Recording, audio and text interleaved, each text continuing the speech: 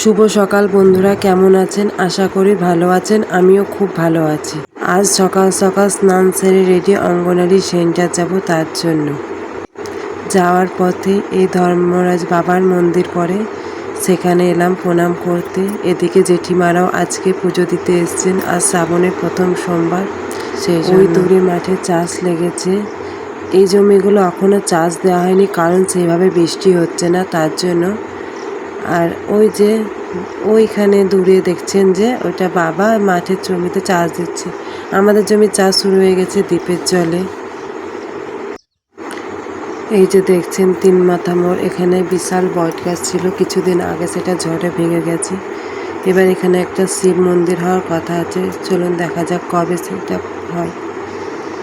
কথা বলতে বলতে চলে এলাম অঙ্গনওয়াড়ি সেন্টারের কাছাকাছি। এই যে স্কুল, এখানে একদিন আমি পড়াশোনা করেছি। সকালবেলা চারিদিকটা কি সুন্দর।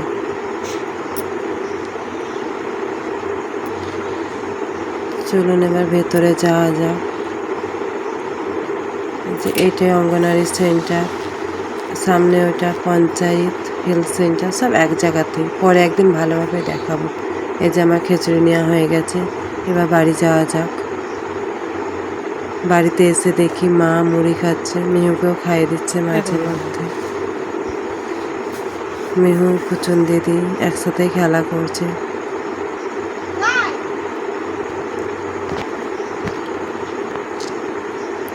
বাইরে কি মেঘ উঠেছে দেখুন, আকাশটা একদম কালো, মনে হচ্ছে কিছুক্ষণের মধ্যেই বৃষ্টি নামবে।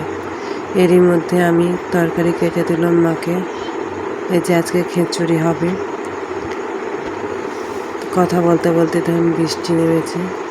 খুব জোরে বৃষ্টি হচ্ছে না, হালকা, একদম হালকা বৃষ্টি হচ্ছে। এরই মাঝে মিহু আমি আড্ডা মেরে নিচ্ছি খানিক।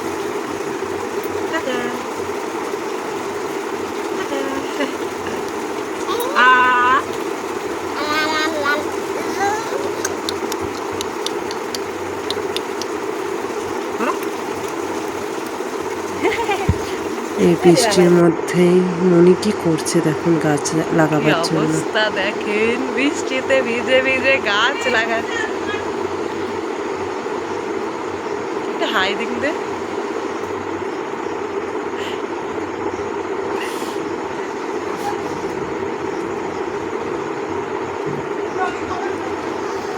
এই অল্প জলে কেমন জল দাঁড়িয়ে গেছে দেখুন, মাটির ঘর পুরো ডুবে গেছে তাই মনে হচ্ছে।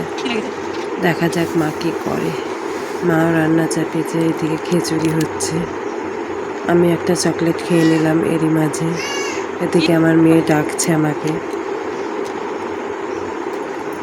আজকে দুপুরের রান্না খিচুড়ি, আলু ভাজা, আমড়ার চাটনি আর পাঁপড় ভাজা।